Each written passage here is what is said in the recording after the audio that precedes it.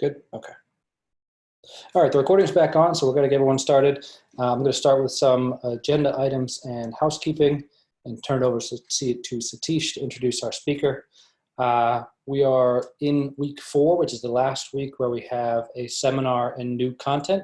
The only thing after this week is you can catch up on any content that you may be behind on. The course is entirely asynchronous, so you are welcome to go back to weeks 1, 2, 3, 4. You can wait a few weeks and go back to those weeks. The content will be available after the course is over. But the only thing that's due optionally after this week are 2 assignments. One is the peer-reviewed presentation. That's due this coming Sunday night. That's an opportunity for you to create a presentation and record that presentation and submit it to the platform where it's then peer-reviewed by others in the class. So what will happen is, if you choose to do it, you'll record a presentation, you'll submit a link to your video if you host on YouTube or Facebook or something like that. People will see that link and they will grade that presentation based on a rubric.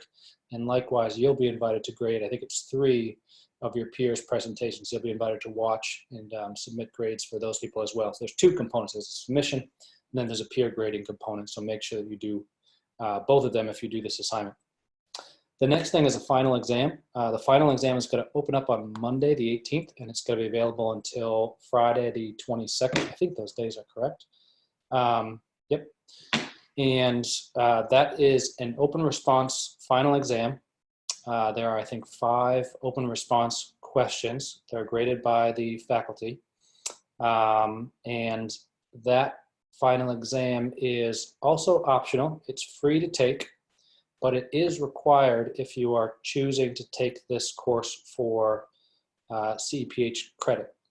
If you choose to take this course for CEPH credit, then you take that exam, and one of the questions in the exam indicates whether or not you'd like to receive CEPH credit. So if you pass the exam, and then we'll send you an email bill for the $50 US.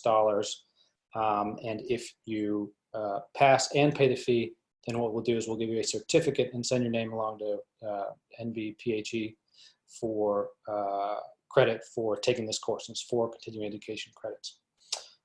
If you choose not to, you can still take the exam, you can still pass the exam, and you still get a digital certificate, but you won't get credit for taking the course. So if there are any questions about that, you can chat me privately, you can email me at the email that you see down here. It's onlinelearning@su.edu. And with that, that's about it for housekeeping. So I'll pass it over to Satish to welcome everyone and introduce the speaker for today. Thank you very much, John. And it's great to see that you are feeling back to normal after spending week 1 in the course, experiencing changes in your climatic conditions. And then in week 2, experiencing symptoms of the flu. And certainly recovering from that as well. So John has been living the theme of this course as we engage on climate and health issues. Now, week 4 represents indeed the final opportunity for us to engage on the topic of climate and health as part of the One Health, One Medicine open access course series offered by St. George's University. And in week 1, we engaged on the topic of climatic determinants, climatic indicators. Week 2, we linked health, diseases with these climatic determinants. In week 3, we extended the conversation towards policies and practices that you can use to mitigate the effects of climatic indicators and promote health. What has been central as a theme across weeks 1, 2, and 3 is the role of humans in all of these, the role of humans in changing the landscape of our climate, the role of humans in being vulnerable, disproportionately affected by the effects of climate, and also the role of humans in terms of innovation, enterprise, intervention through policies and practices as it relates towards mitigation and resilience for climatic changes. And the role of humans in the context of environmental health, climate change, denotes a consideration for the ethical principles as it relates to climate and health. In fact, the topic of climate and health denotes and invokes a lot of debate and discussion as it relates to humans' role and involvement in these changes adversely. And that requires for us to have a conversation from an ethical perspective as well on the topic of climate and health.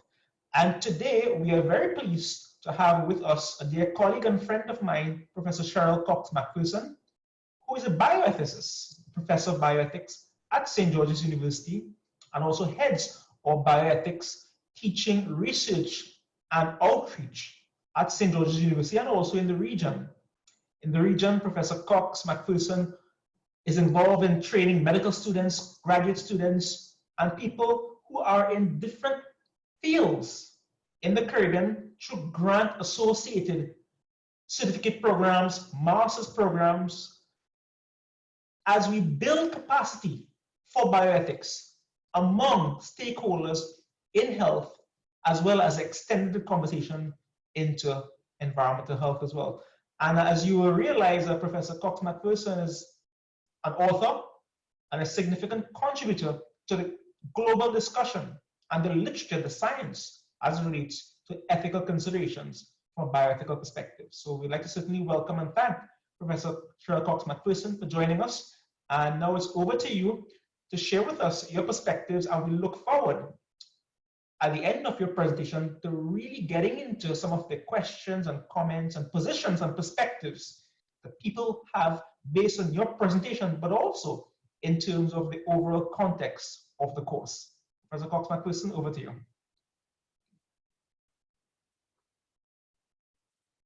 As well, very much. And I just want to start real quickly by acknowledging Dr. Derbyshire, who was a visiting professor in bioethics here at SGU probably over 10 years ago. And I've not, I think we tried to get you back at one point, and it's just wonderful to have you here. So let me move into my slides now. Let's see.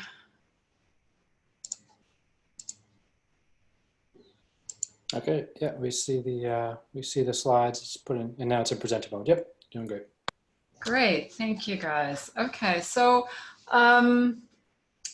as you'll have seen from the documents that I circulated, if you had a chance to look at them, a lot of my own work in recent years has been about making the case that climate change is an ethical problem or concern. And there's been a lot of pushback and resistance, believe it or not, in bioethics and in other areas. But I'm highlighting this book cover here. It's an older book, but it's about the ethics of climate change. And there are lots and lots of books and lots of publications on the topic of climate ethics. And they're really, this particular book is a very accessible, easy read, I would say. The first couple of chapters are just about the science, and then it really gets into some of the kinds of things that we're gonna just very superficially touch on in the next 15, 20 minutes. Climate change is an ethical issue because, well, bioethics particularly deals with health and health care. Health is reliant entirely on food and air and water and natural resources. All of these things intertwine around values and priorities. And an important aspect of ethics, it really is about responsibilities. How do we assign responsibilities? And of course, climate change harms everyone. I think you're all pretty, maybe even more current at this point than I am in the science and the actual impacts. So this is what we're gonna cover in the next little while. So in a nutshell, why is climate change a bioethics problem? Well, coming from the first quote, any action on climate change confronts serious ethical issues of fairness and responsibility. These deal with individuals, collective bodies, nations, different generations, and other living creatures. So there are clearly ethical issues. And coming from my own work, bioethics can and should promote dialogue about the responsibilities, understanding how policies, our existing policies, allow climate change to worsen. I think highlighting the trade-offs we make in our policies. You know, do we want to advance economic growth? I suppose you talked about this last week, even at the costs of increasing emissions. And it's very clear that as socioeconomic development rises, so too do our emissions. Are there other ways to work around that?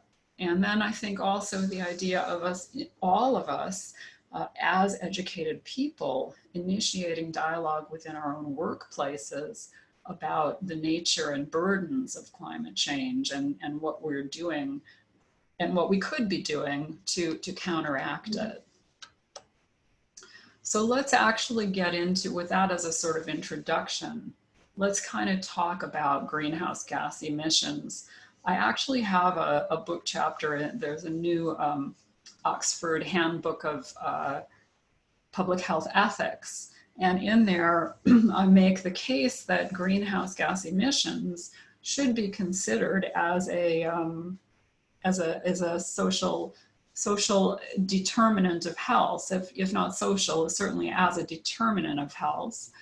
And so, of course, all of us in our everyday lives are contributing to the emissions problem, whether it's getting in our car, getting on an airplane, buying a new pair of shoes, switching on the lights in our computer.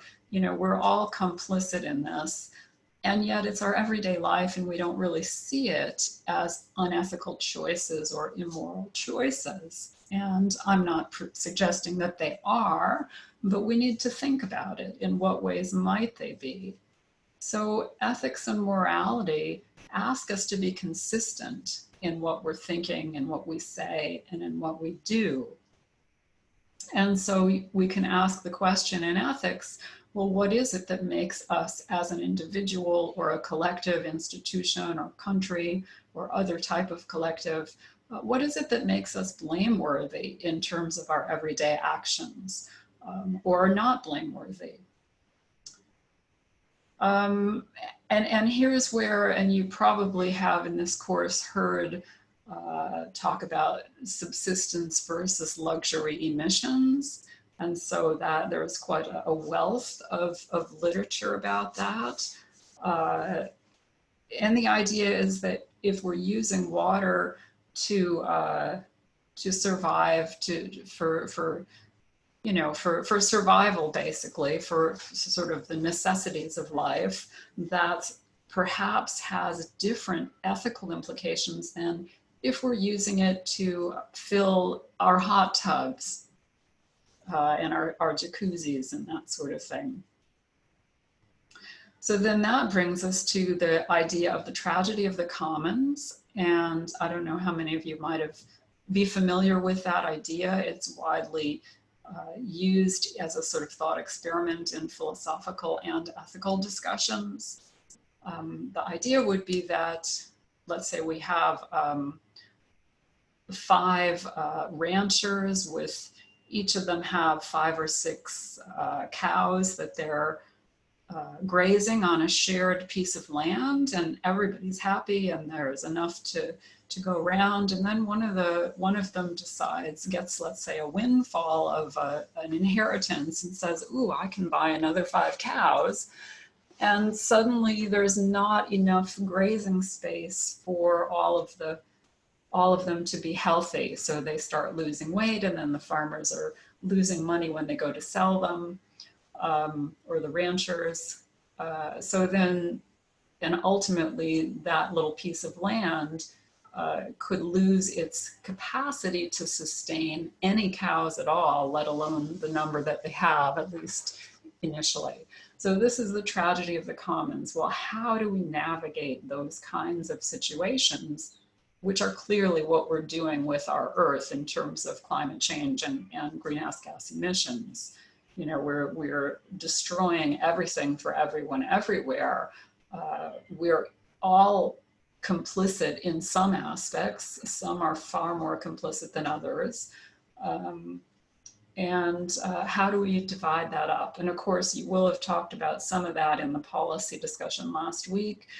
the idea that some countries, that rich countries are more guilty than others because they're producing more, and so they should perhaps have a greater burden of compensations or cutting back than a poorer country that's producing less.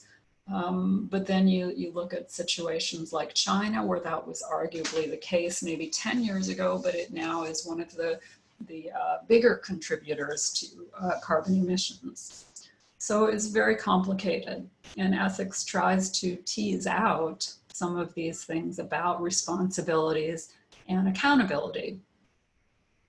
So the question of what amount of emissions is acceptable globally or nationally or anywhere else in any other subset, really we would hope that that question would be answered on the basis of scientific evidence.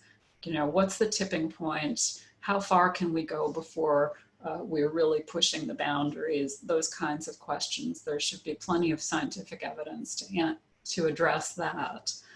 And in an ideal world, everyone would accept that evidence and come around some sort of a consensus. Who should we hold accountable is a much different question, and it's much harder to obtain consensus on something like that, or to have a definitive answer. So just because it is an ethics lecture, I just want to highlight that there are many systems of looking at ethics. In bioethics generally deals with medical ethics, public health ethics, research ethics, and a whole bunch of subsets within there, specialized neuroethics kinds of things. But it also deals with the ethics of all living things. That's how it began, and that although all living things are somewhat peripheral in today's world to bioethics, that's where they come, that was inherent at the beginning. So we use 4 principles to analyze various aspects. And in medicine, the focus is clinical care and individuals, but in public health ethics and in broader areas, obviously the focus is public health, and it's much more collective. So I think when we're talking about carbon emissions and about the problems of climate change, we can address it in both ways, because it does affect us as individuals, and it also affects us as populations and communities. UNESCO put out its own ethical principles in relation to climate change. I don't know how much play or use these get, but I thought it was worth highlighting them here, and you can find those online. So having said that, let's then take a look at, and basically we would use in bioethics, we would use those principles to analyze any number of cases or scenarios or controversies or uncertainties. So what amount of emissions is acceptable? Again, scientific question. And who should we hold accountable? So the bulk of emissions today are produced through industrial activities. So industries are generating products, they're generating employment, they're generating profits. They're doing a lot of good stuff out there, but they're also doing a lot of bad stuff in terms of the carbon emissions and in terms of the health impacts that I guess I won't run through, because I think you're pretty familiar with that by this point. But arguably, there's been a lot of focus on governments, but shouldn't we be thinking about industries and the corporate world and globalization? Is a fair question, because they are such vast contributors, and because industries really cross countries. They usually have, plants and facilities and offices and distribution points all over the world. So how do you hold a country accountable for that? And then it's very interesting when we look at healthcare, if we think of the healthcare as an industry, and of course industry is a pretty big and ephemeral, amorphous term. There are lots of players within industries, including institutions. So healthcare institutions, which are doing all this wonderful good in providing healthcare, as well as employment and profits, are actually contributing an immense amount of carbon emissions, greenhouse gas emissions on their own. So for example, in the USA, hospitals use 4 times more energy, the buildings of the hospitals, than other commercial buildings that are standardized for size. So that's really quite a big amount of energy that they use. Similarly, the healthcare buildings in the UK, not just hospitals, we don't have the actual numbers, but they account for 24% of all of the healthcare emissions in the UK. Some of their other hotspots are things like pharmaceuticals, energy use in general, transportation, waste, and anesthetic gases. And there's a lot of, a growing, maybe not a lot, a growing amount of attention to the amount of emissions that come from leaks and waste within anesthetic gas in the anesthesia departments. So the Lancet Commission, I don't know if you've talked about that in this course, but it's a very large, influential body, consortium really of, I don't know, a dozen or more partners of leading health organizations around the world.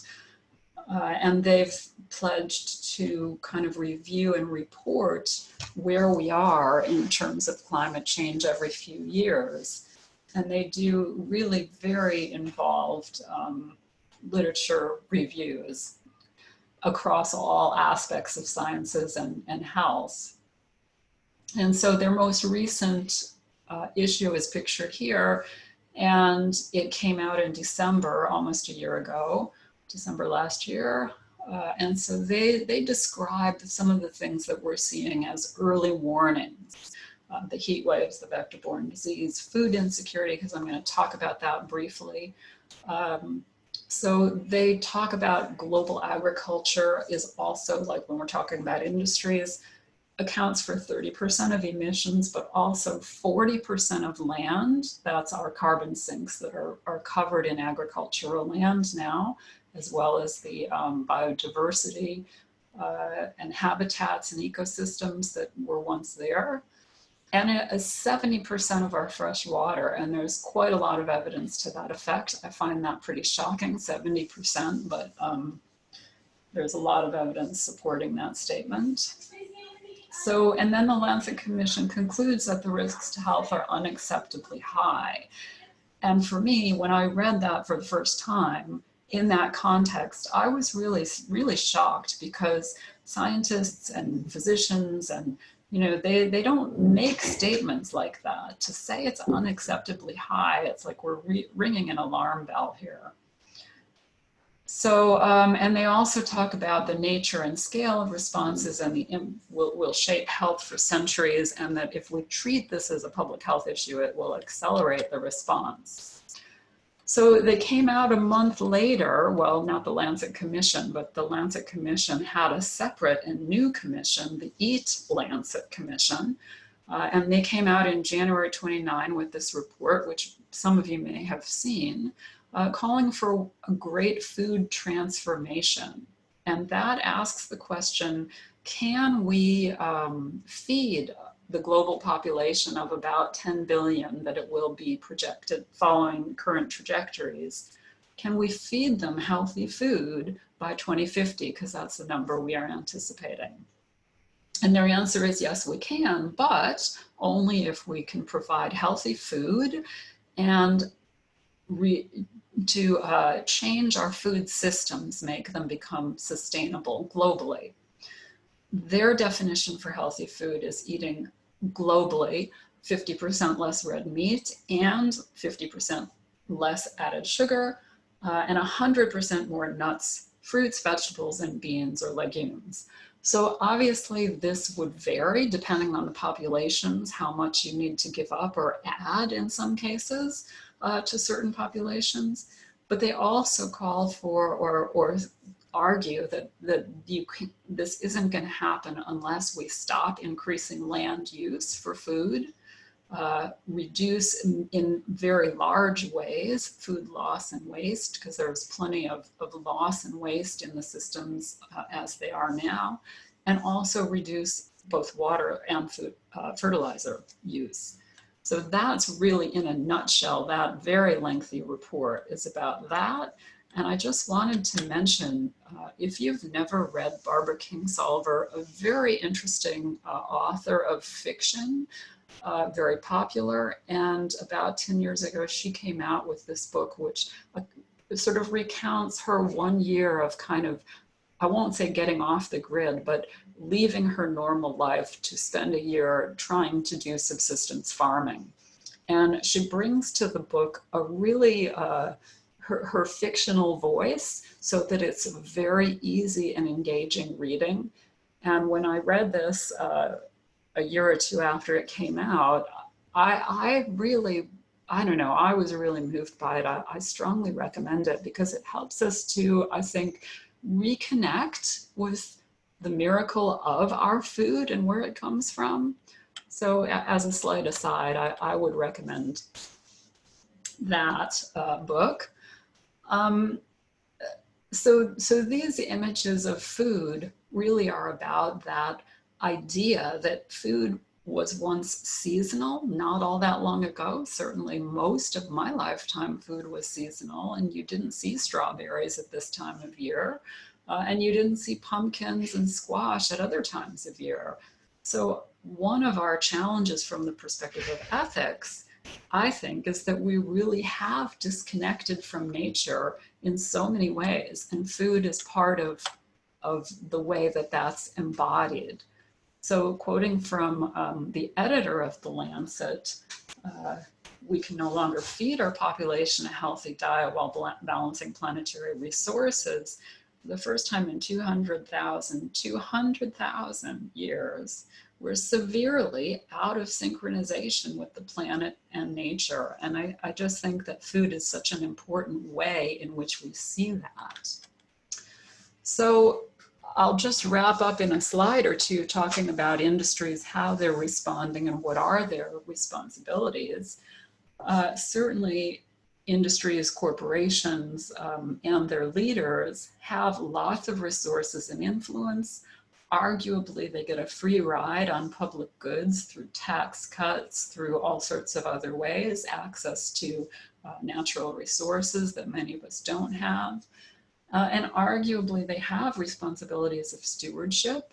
We could say that they have responsibilities to their shareholders, but part of that is good stewardship to keep the profits rolling in the long term rather than just in the next quarter. And then quoting another author who is also, I would definitely recommend reading, very easy to read, but a great scientist and ethicist, Dale Jamieson. We can integrate sustainability, they can integrate sustainability into their practices and policies, and they can compensate for the costs of the entire life cycle of producing and consuming a unit of energy. And many other publications in climate economics type things talk about the costs of that, which really, that's kind of part of what we're talking about with the free riding.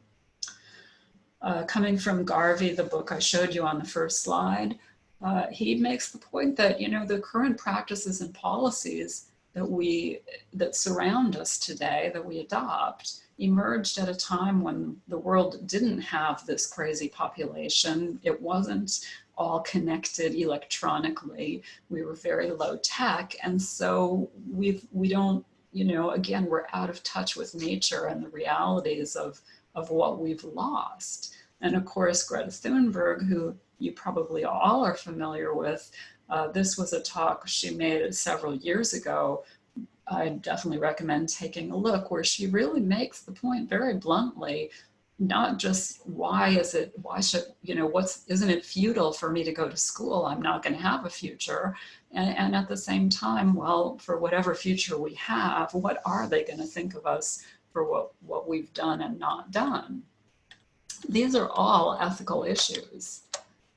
So in healthcare, the good news is that there are, according to the Lancet, some positive moves.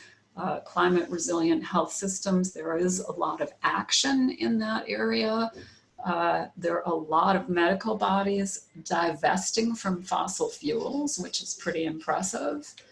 And in the UK, the National Health System has a sustainable development unit, which you can find online, and it does these really detailed audits and recommendations for policy. And so they're currently planning to double their productivity and eliminate waste by 2050. And they're also integrating sustainability into their medical curriculum across the entire United Kingdom. In the United States, it's sort of piecemeal. There's a few hospitals here and there that are making good inroads into their own housekeeping, transportation, and other types of systems, and also beginning to integrate it into some of their residency programs, teaching that is, although those are sort of ad hoc rather than system-wide, which is what the NHS is doing. So sadly, too much corporate and industrial world is all about this 34% cut in corporate ethics, return us to profitability. And I think that we need to bear in mind when we're trying to assign responsibility, healthcare has a huge responsibility because its role is to protect and promote health. Agriculture, likewise, its role is to provide us with healthy food. And then industries and governments on the whole, we expect them to be good citizens. We expect them to do some philanthropy, and by sustaining, stewarding resources will help to sustain their own industries and profits for generations and help to meet some of those good citizenship and philanthropic responsibilities. So then in conclusion, climate change and bioethics are interchanged and affect all of us. Whoops, what happened there? There we go. The references, I think I've given you this in one of those PDFs, this list. It's obviously not all inclusive, but it's some good starting points, I think. And so I'll just conclude with this slide, and then to kind of kick off the discussion, I'm happy to answer your questions and hear your thoughts. Would really love to hear your thoughts, but I want to start by posing a discussion for you. What are the responsibilities for our leaders in agriculture and other areas?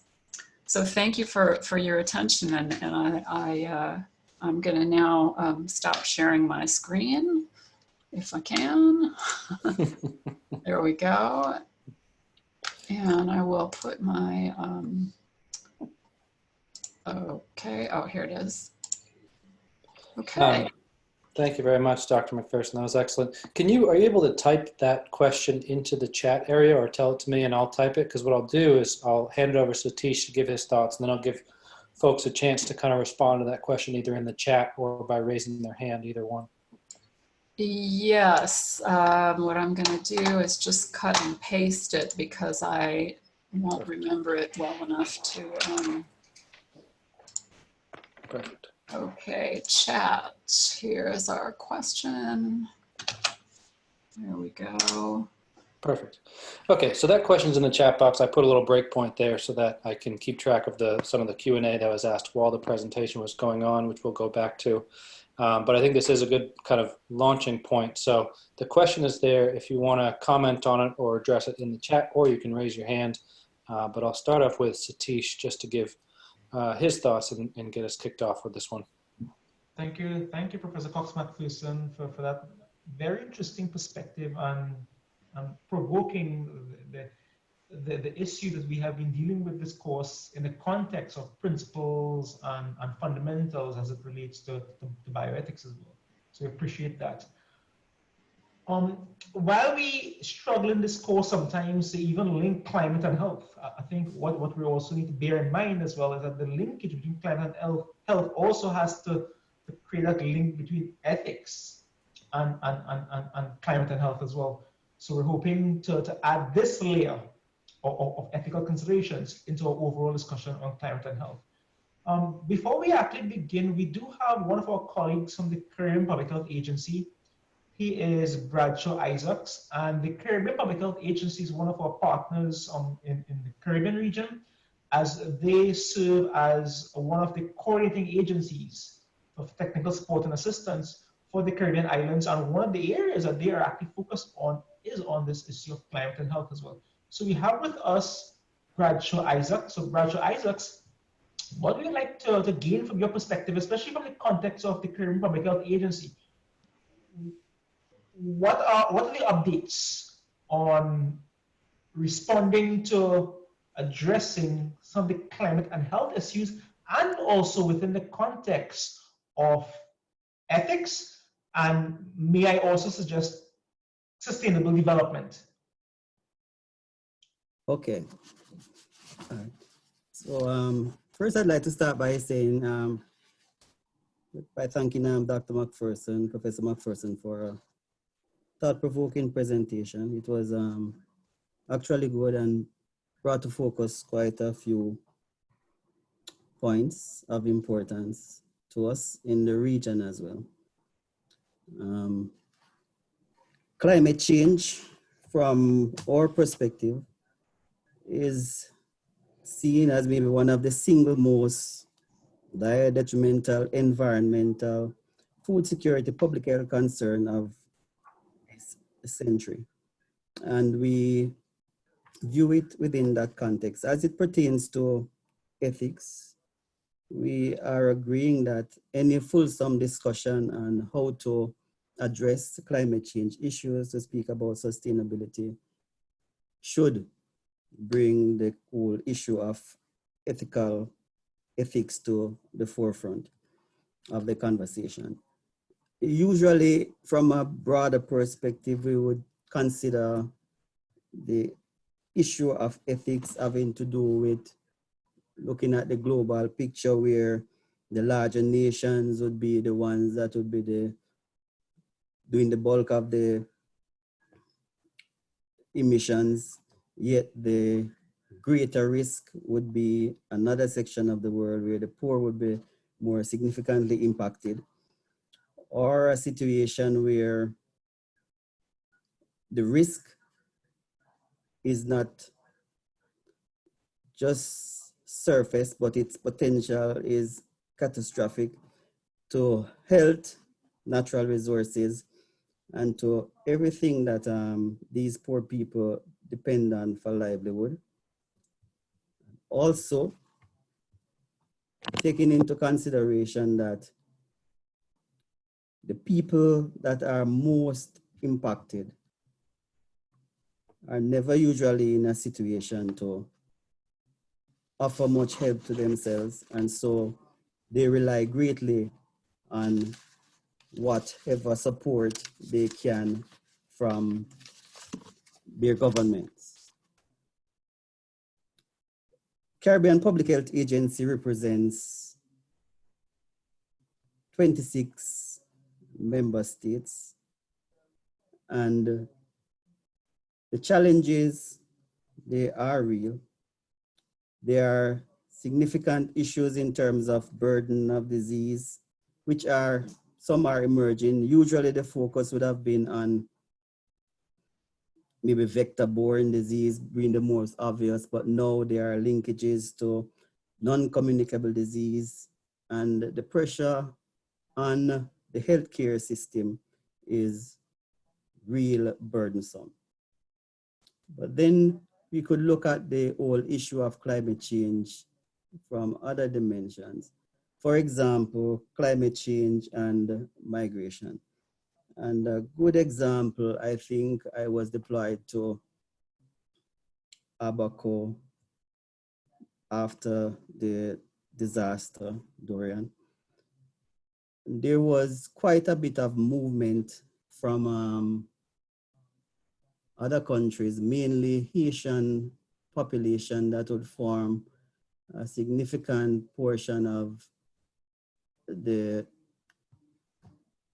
country over Abaco. But because of their status, they were illegal immigrants. They too had their fair share of burden to the health system. They would have come over maybe with disease conditions that were not to that particular era. And also, they would not be able to afford the ideal living accommodation, so they occupied slums. Now, disaster in terms of weather events being more frequent is a direct threat to small island states.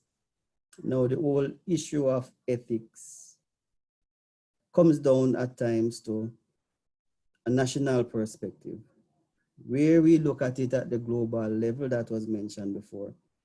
You could see it at the level where individuals migrate into the country. Now, the ministers that the residents are depending on now has to grapple with, if there is a situation that we need to force an evacuation, who do we consider? Do we go for our individuals, or do we try and take everybody out of the country, and so on?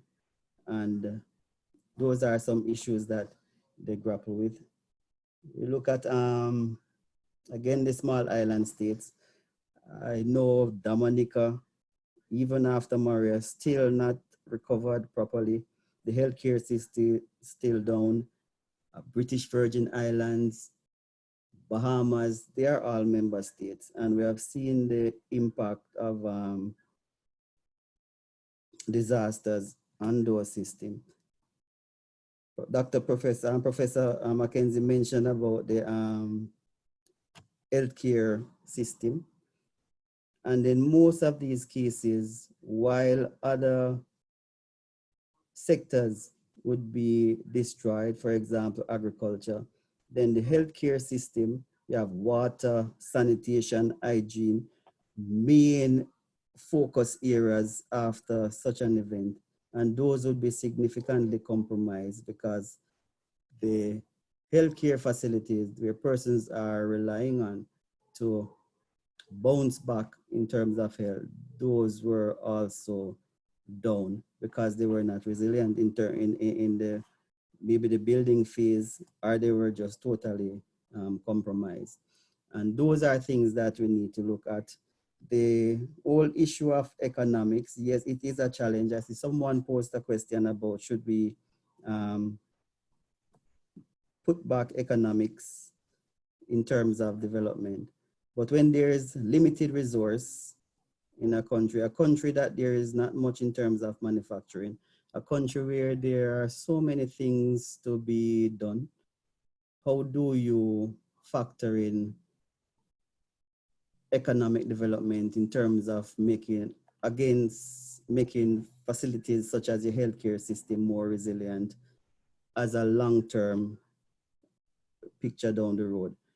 So are there fundings available to assist small island developing states in forward thinking, looking down the road and see how best we can put systems in place within the context of a limited resource?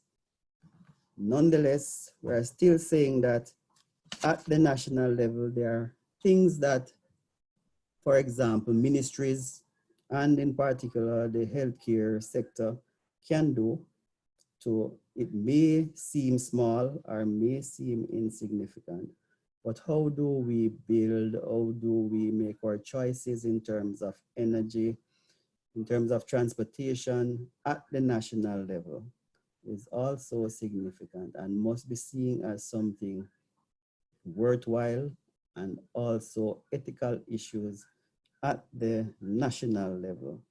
So we need to grapple with those while we still look at the bigger picture. We are owed by the larger countries because we are not the main emitters, but we need to find out that or see that we have a role to play, and we need to start looking at that. Those are my perspective for now. Thank you, Mr. Isaacs. I just wanted to respond with just one suggestion, and I really applaud your comments, actually. But one thing that's happening around the world, again, money talks, unfortunately or fortunately, we now have lots and lots of degree programs in sustainable development, and there are many institutions that are actually employing people to do sustainable sort of consultancies or development. And so I think there's also quite a bit in ethics and policy about the need to bring these issues to all policy discussions, which that's what you were talking about, really everything, not just any one sector, but everywhere. And so I just think that that's the idea, would be to get some of these people with this expertise in how do you know, what is the most efficient way to reduce our emissions, or basically, and have them sitting at the table when policy decisions and practices are being discussed. So thank you for that. That would be my suggestion. Thanks so much, good. Thank you very much, guys. And this certainly opens up the whole idea that ethical considerations is, from the context of human society, and chronologically speaking, is a fairly new area for us to consider. And it is because we are facing real issues that require for us to engage them from an ethical perspective as well. So what we can do, we could probably return to the questions from the initial part of our session so far, and then we can work down the listing. How about that, John? Yeah, and what I'm going to do is, we did get a comment on the question from Dr. Macpherson to the class, and so it's a rather long comment. I'll read it and I'll let you speak to it a little bit, Dr. Macpherson, and then we will go down the list of questions. And there are several, so we should get to those. The comment comes in from Deborah, and it reads like this. It says that it is difficult for poor farmers to keep up with industry leaders in the fields of agriculture, but I believe that government programs that reward smart agriculture practices that contribute to resiliency of the system, such as carbon farming, doesn't only help decrease carbon emissions, fertilizer runoff, help ameliorate the effects of droughts and decrease flooding, etc. Sustainable farming practices can actually increase productivity, as opposed to the way that current farming practices leach the environment of a set of resources and move on. If governments could support farmers with training and rewards for being more environmentally conscious in farming practices, I believe that practices like carbon farming could help with climate change and help farmers of all income brackets. And Dr. Macpherson, I think you're muted right now. Yeah, so I mean, if you just want me to comment, I agree 100% that this is the case. And again, there are people who know, you know, the technical specialists, right? And I'm not one of them, but there are technical specialists who can come in and offer guidance to governments and institutions and intergovernmental bodies, you know, for the whole food system. And I think looking at that EAT Lancet report, which is 50 pages of tiny fine print, that would probably, you know, help to clarify and be the basis for making inroads in that. But certainly that report is all about making systems change. Not just, I mean, yes, the individual farmers can do it, and yes, giving them subsidies and encouragement in various ways is really important. But more importantly, we need to look at the whole system from a global level. But that's not to say we shouldn't do exactly what you're suggesting. Yeah. Great. Okay, so we're going to get to the Q&A now, and I'm just going to go in order. So some of these go back to your original presentation. The first question comes from Jan. The question is, how do we balance economic development of underdeveloped countries, countries that require fossil fuel use since there is currently not sufficient renewable deployment, versus intergenerational equity, a livable world for our children? Yeah, I mean, how do we balance that? It's negotiated and been written about and thought about by probably hundreds of people around the world, and we have no single answer.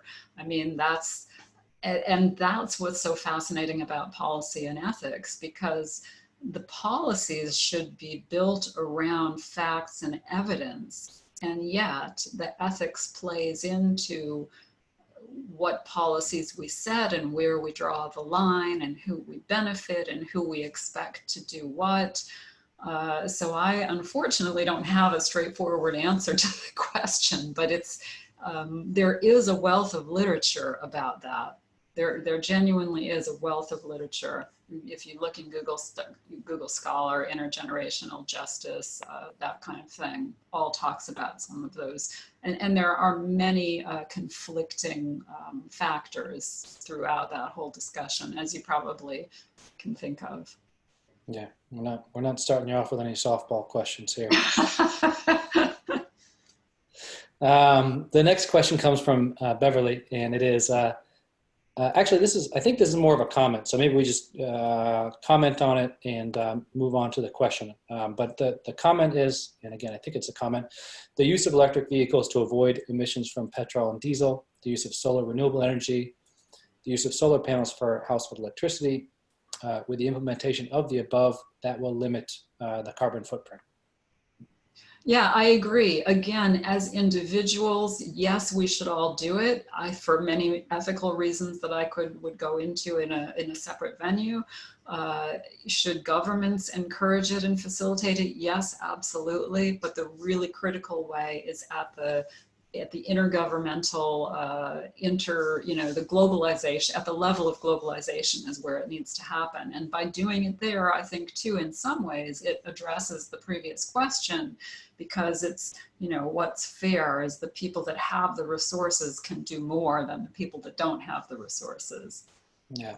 I would also just like to add as well, from an economic context, the idea that renewable energy is more expensive, or the idea that you have to sort of compromise your economic development and status towards seeking more environmental neutral, environmental friendly approaches, that is a concept that I struggle with sometimes. I'll give you an example. In the Caribbean, we use a lot of solar water heaters, and that comes with a capital cost, initial investment. But within the first couple of years, that pays off itself very quickly, and you have essentially almost like half a life expectancy with that device. And that device is friendly to the environment. It's quite economically viable for the individual and then collectively as a country as well. And whether you're developed or developing as a country, you can actually develop a lot of enterprise, a lot of economic activity out of these efforts and technologies initiatives towards mitigating the effects of climate as well. So I see value economically for countries, regardless of your economic status, towards pursuing these specific types of sustainable, environmentally friendly initiatives. Yeah, I agree. I mean, there is all of the sort of renewables development it's a growth industry, right? And there's a lot of opportunities regardless of your existing socioeconomic status. I agree a lot. That's very true. Moving down the list, I'm seeing a theme of kind of balancing trade-offs. The next question comes from Abueno.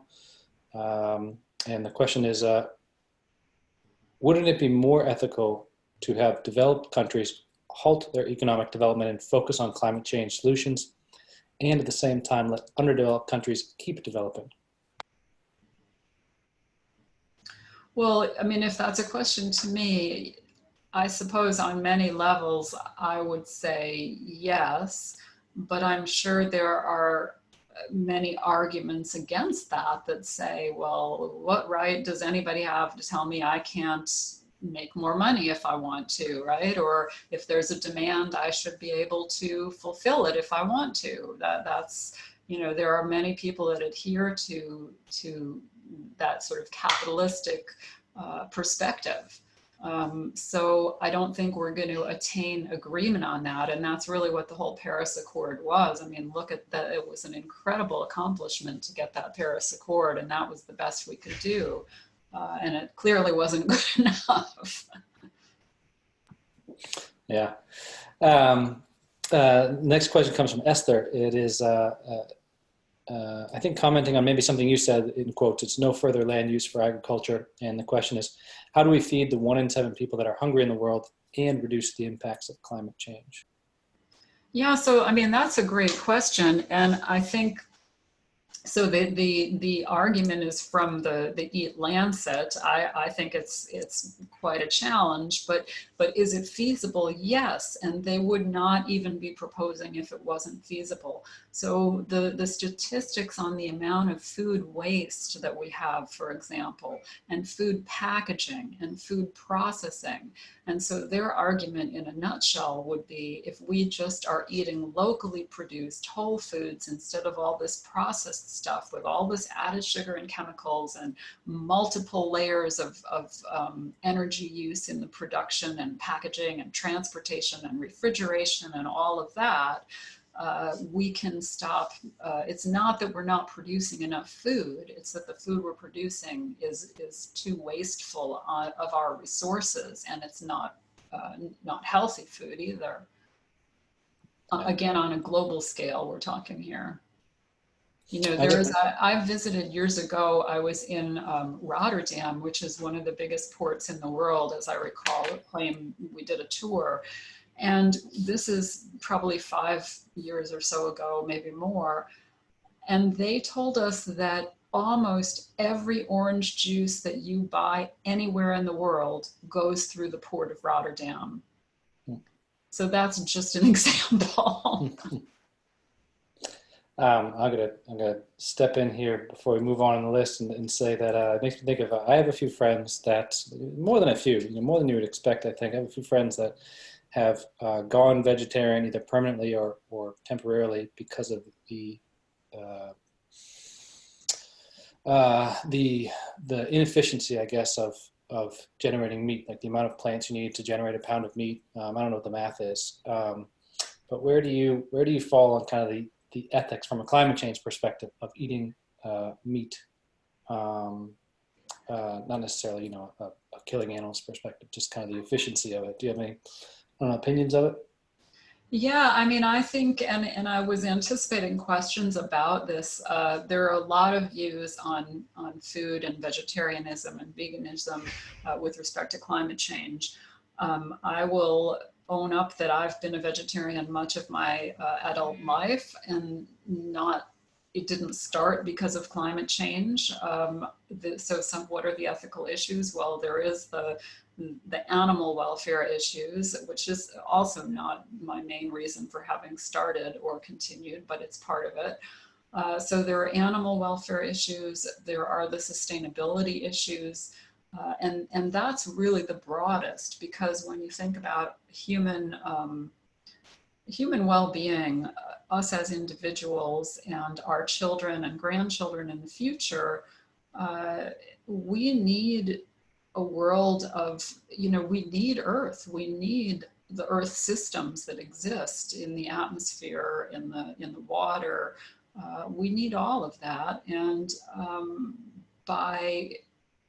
for me, part of, in one of my slides, I alluded to this idea of being consistent in our words and our actions. And so if I think that, the science is telling us one thing, and if we're going to believe that science and be good people living good lives, we need to adjust our lives as individuals in whatever way we can. So for me, it's not about making a sacrifice. It's about doing something good for myself and for the earth and the world and everybody that's alive today and everybody that's coming down the line. So that's kind of how I see it. I'll let you share my perspective on that as well. And I am of the view that I believe that this planet has sufficient resources to sustain the humans and animal systems as well. My concern, though, is the disproportionality that exists in consumption habits, for example, and how that has relevance globally, but only occurs quite locally. I'll give you an example. So John, you're a big Super Bowl fan. Yes. Good. And can you let's say provide an estimate of how many chicken wings are consumed on that one evening? 1 billion. A bit more, yes, about 1.3, yeah. Is it really? Oh, Wow, no. somebody's calculated. Yeah. So here we have one evening Yeah. where 1.3 billion wings are consumed, and that concentrated focus consumption. That is probably where I have my consume. It's not a matter of let's say meat by itself, but it's just in terms of how it's consumed and the distribution of consumption over the global spread. And that's probably where I lie in this particular perspective. Yeah. I take kind of a libertarian perspective on most things where, I'd like to, when we talk about ethics, I'd like to, increase the freedom as much as possible for as many people as possible, as long as that freedom doesn't impinge on somebody else's freedom. It's often really, really hard to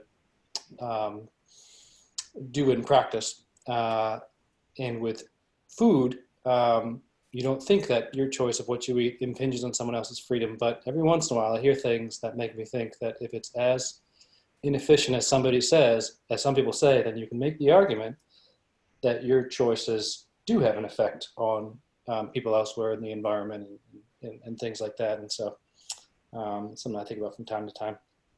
Yeah, I think that's really true. And so we had a discussion like this at a bioethics conference recently. And what was interesting to me, the audience, primarily academic bioethicists, talked a lot about the idea of the consumer. And so the consumer choice is driving what the industries do.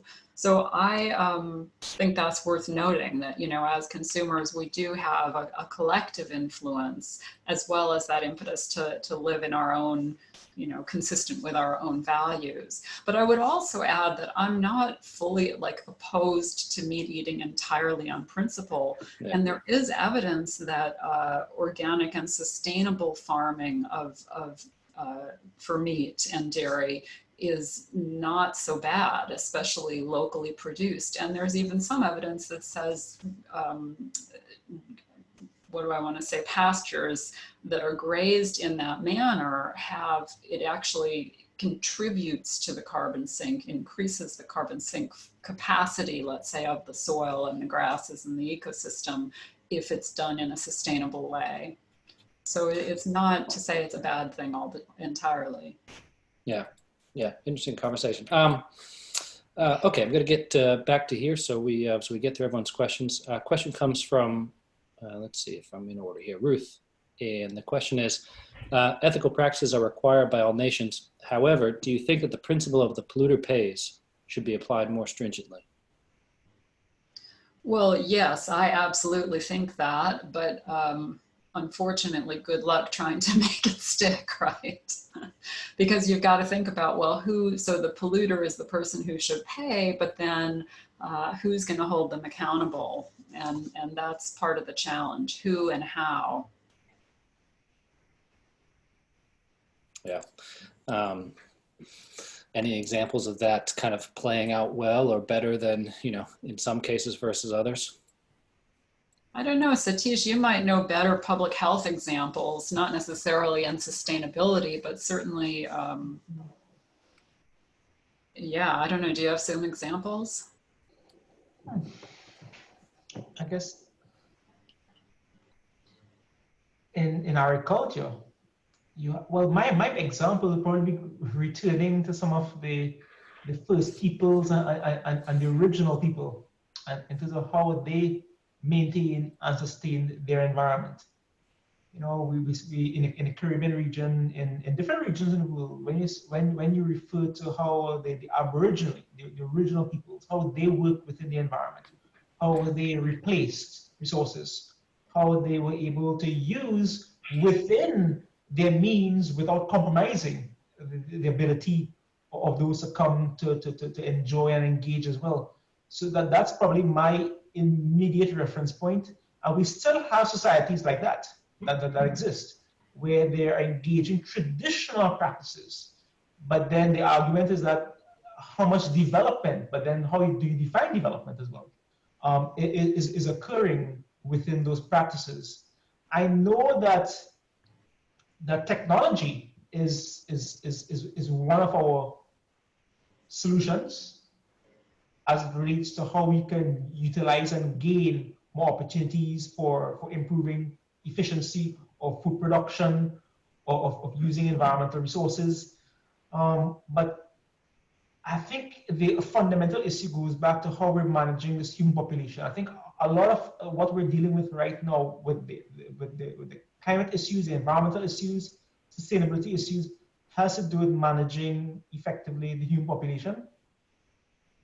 And maybe the Aboriginal people never had that issue because the population was quite manageable. So in terms of providing a best example, that in itself is probably open to subjective consideration as well. Yeah, I know there are many cases. I mean, what comes to mind for me is the whole, if those of you that are familiar with what happened in the United States with the Flint, Michigan situation. And there's a situation where, you know, how do you make the polluter pay? Because there are so many guilty parties, shall we say, at so many different levels. And this is the problem with the polluter pays principle, and it's also the problem with the precautionary principle, because it's just, they're wonderful principles. They should be applied more often, but coming to an agreement about who should do what is never easy. Mm-hmm. Yeah, the Flint, Michigan one is a good example of how kind of thorny the issue is. We're going to move on here to a couple more farming questions. This one coming in from Christy.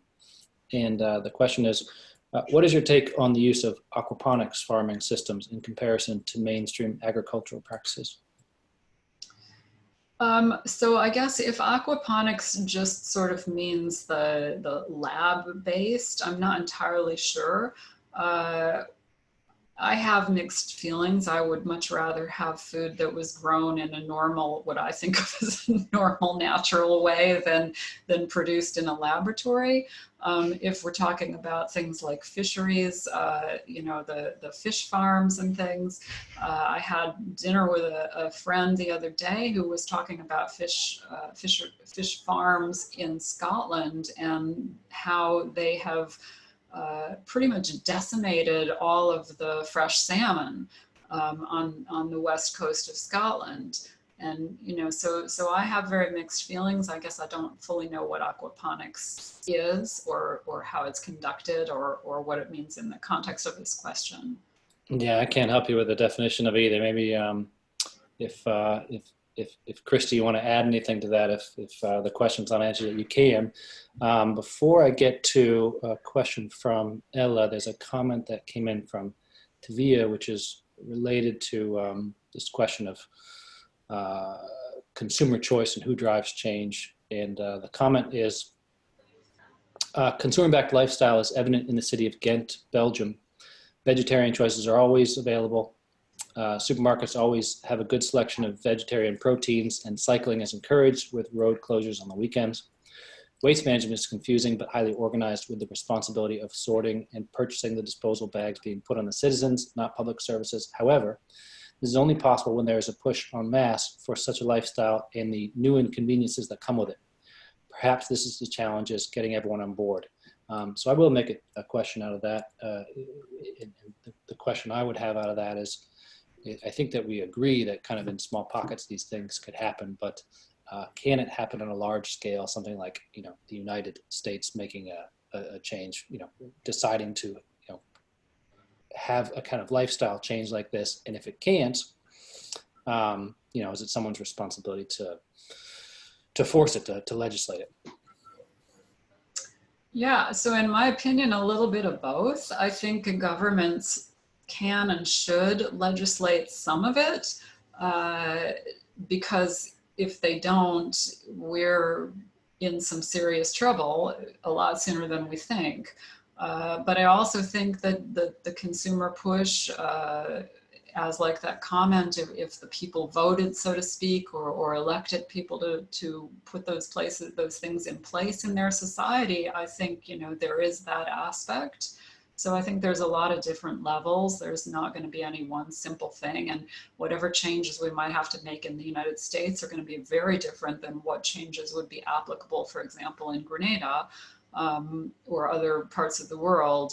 So, and even in the United States, I think from state to state, and whether you're talking about urban or rural areas, it's all very much context dependent, I think, how these changes come.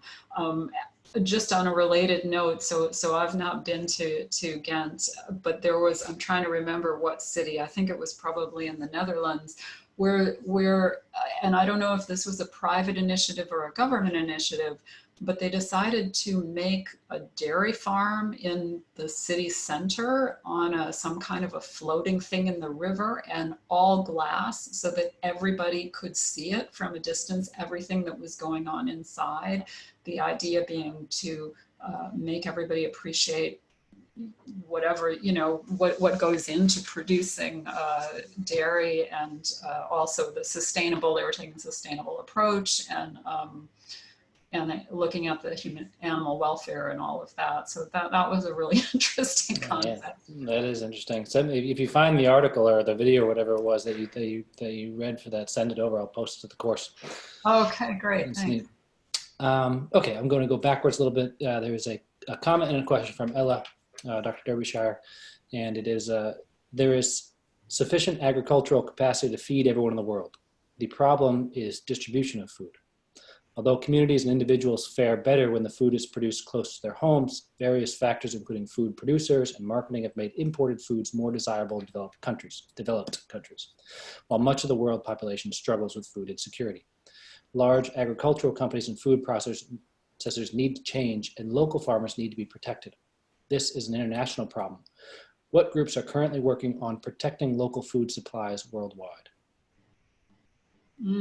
Well, that's an excellent question, and I don't actually know.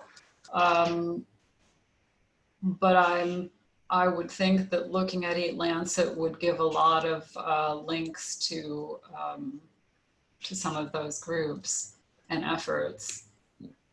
I can also comment as well that what we find in developing countries is that there are some community-based organizations, especially driven by women. They are looking at ways for enterprise, entrepreneurship, as well as to serve their community. And you're finding a couple of areas. I know in Kerala in India is one example where women are taking a lot more community-based initiatives, including in our sustainable backyard farming and agricultural practices for their own economic well-being, and also for provision of food products as well.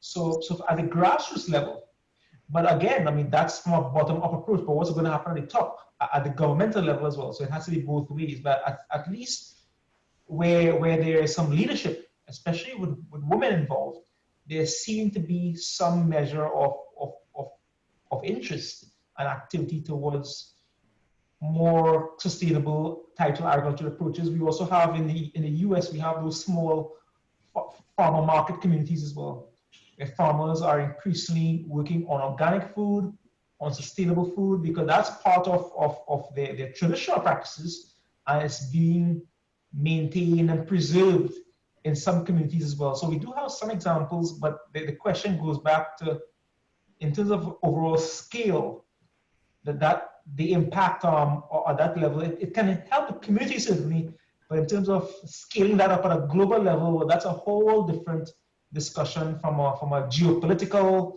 from a globalization perspective as well. Yeah, it all sounds very grassroots right now.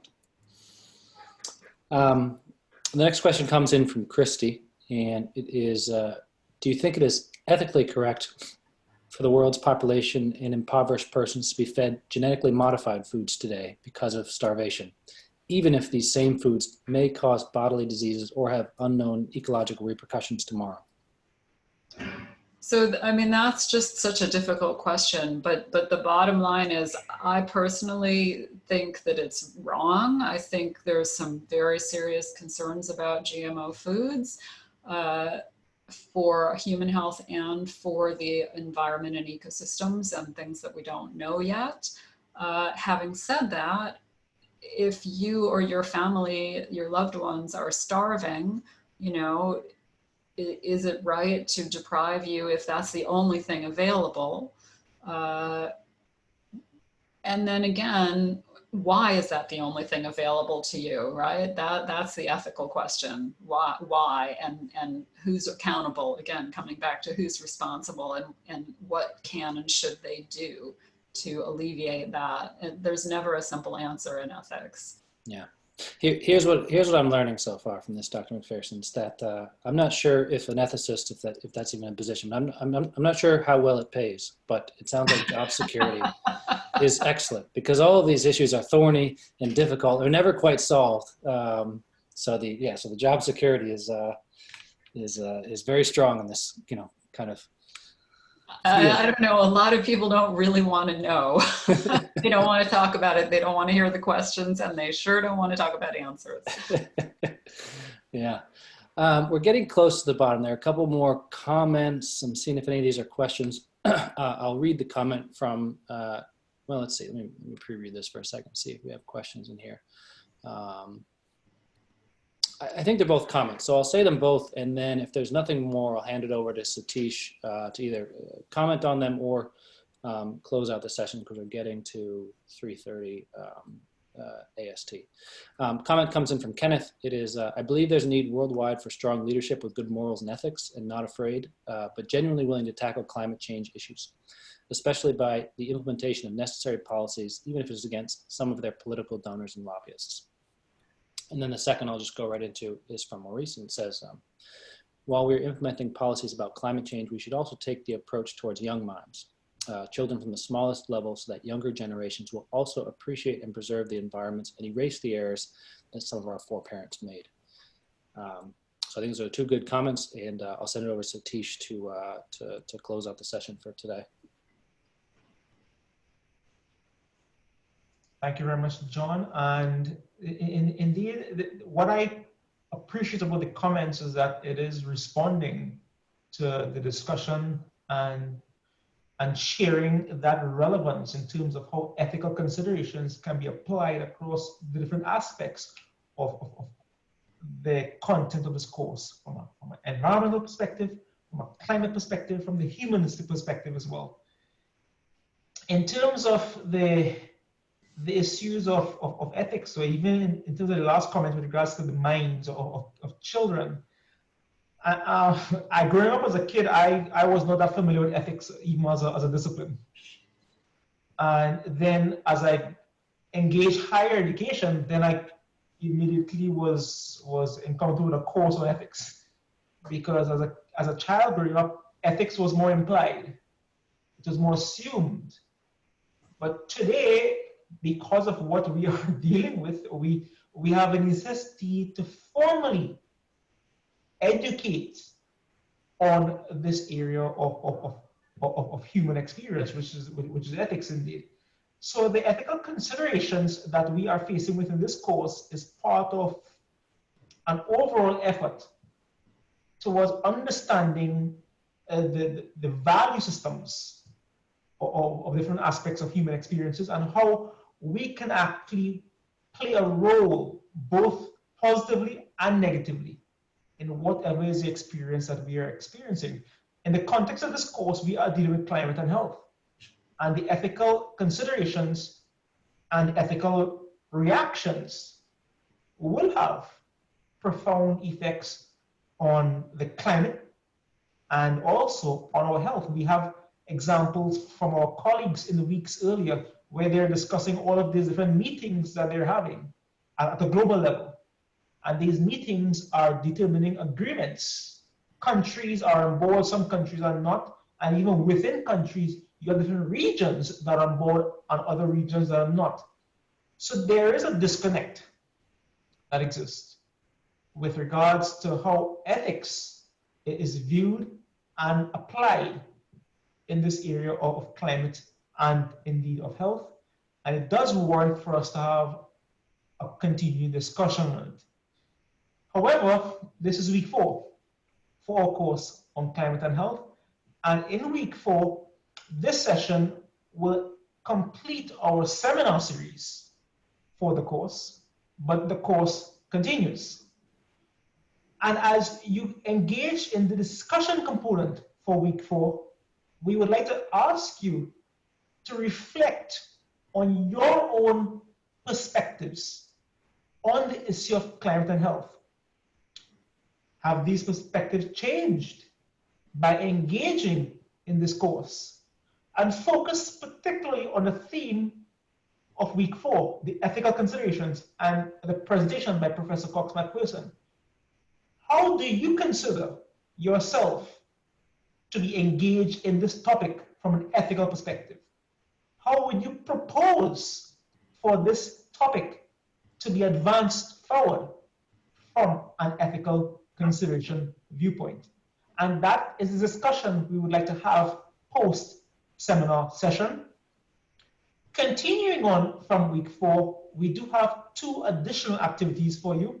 We have a peer review seminar presentation, and the peer review seminar presentation essentially is for you to become one of our course colleagues, because thus far we would have received presentations, perspectives from people across our partnering agencies and institutions.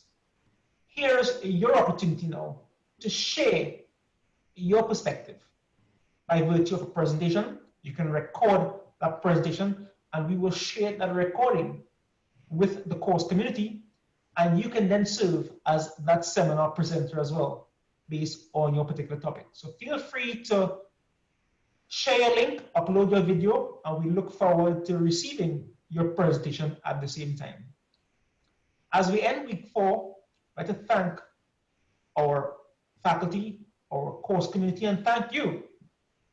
Each and every one of these sessions and the post-session activities have been very active. I can say for myself that I have learned a lot, and we trust that is the same for you.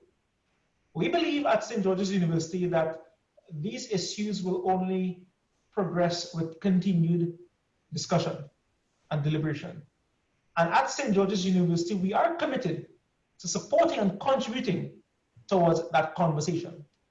This current course on climate and health is our 6th installment in our open access online course series within the theme of One Health and One Medicine. We look forward to another offering of our open access course based on priorities and issues at a global level.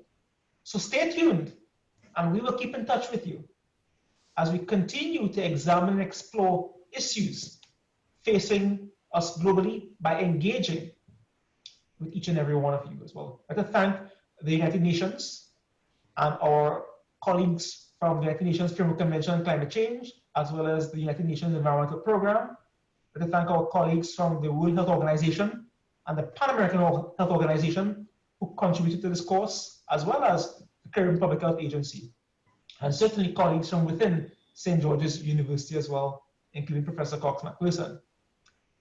Finally, I'd like to thank John and our online team, John Swope, John Modica, Donna Walker, Kimon, Sandy. These are the guys that make all of this possible. They build the course, they design and deliver the course for all of us to share and experience as well. So it is indeed a team effort. It is a team effort for the course, it is a team effort for the climate, and it is a team effort for our health as well. And while we may share different perspectives, we all share a collective reality, which is our planet Earth. And our planet Earth is our home. It is where we will experience our highest potential for health and well-being, or the greatest challenges as well, as a result of the changes that's occurring in our climate. So intrinsic in ourselves individually and ultimately collectively is for us to continue to work towards that sustainable, that viable, that ethical balance towards our climate and indeed our health and well-being. With that in mind, I wish you guys all the best of health and a sustainable climate and planet as we end our year of 2019 and as we tune in to Vision 2020. As we turn the new decade, let's continue to examine these issues and your partner in St. George's University to continue the discussion going forward. On behalf of all of us, I'd like to thank each and every one of you, and we look forward to your successful completion of this course with the remaining activities. Keep well, and goodbye for now. Okay, bye. Thank you. Thanks, Dr. Macpherson. Thanks, everyone, for joining. I'll see you in the rest of the course, and keep an eye out for our next offering, which will come out in 2020.